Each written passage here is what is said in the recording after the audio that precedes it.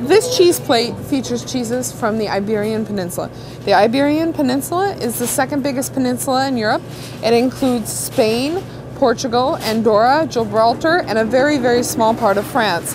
It is a beautiful place, very rugged, and not only known for its oceans and its mountains, but also its very authentic cuisine that has become increasingly popular and yet is still authentic and artisan. It has not perhaps become so mainstream as the French or Italian cuisine. And their cheeses are likewise. They make a lot of sheep and goat's milk cheeses, and they also like to step out of the norm to a certain degree and try new things. So we chose to feature these cheeses because they're perhaps not as well known. However, their quality, flavor, and diversity, as well as being artisanally made, certainly denotes some praise, and it might encourage those to try something new and find a new favorite. The first one on the cheese plate is called Azeitao. This is a raw sheep's milk cheese. It comes from Portugal, and it is made from thistle rennet. This term thistle rennet means that it is a vegetarian rennet or enzyme derived from the thistle plant that allows the cheese to coagulate, to release its whey, and basically become a solid. The Spanish and Portuguese cheesemakers have been the first and the leading in using this thistle to make great cheeses, especially with sheep's milks. It works great to make a semi-firm cheese that actually softens as it ages. It often can be made with raw milk and still imported into the United States.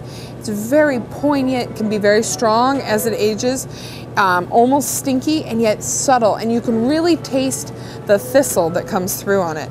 This would traditionally be served on a cheese board in Portugal.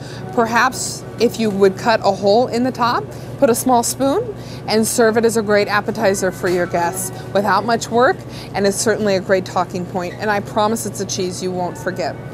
Next is a Spanish cheese called Tetilla.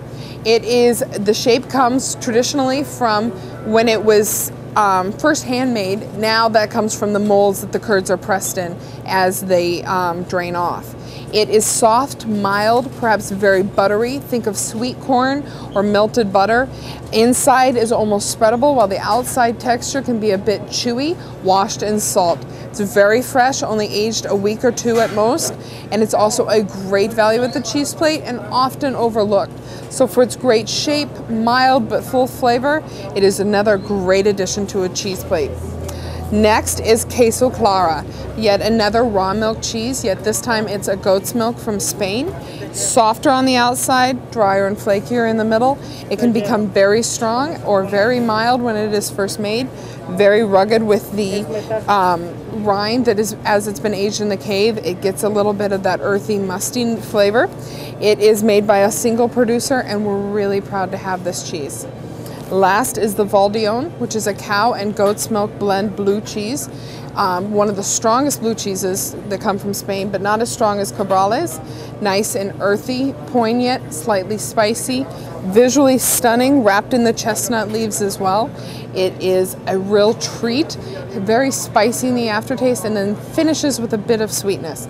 So with the four of these, you can try something from the Iberian Peninsula, teach your guests something new, and definitely try something of these hard-working artisans that have made these cheeses for hundreds of years but are just now coming to the United States.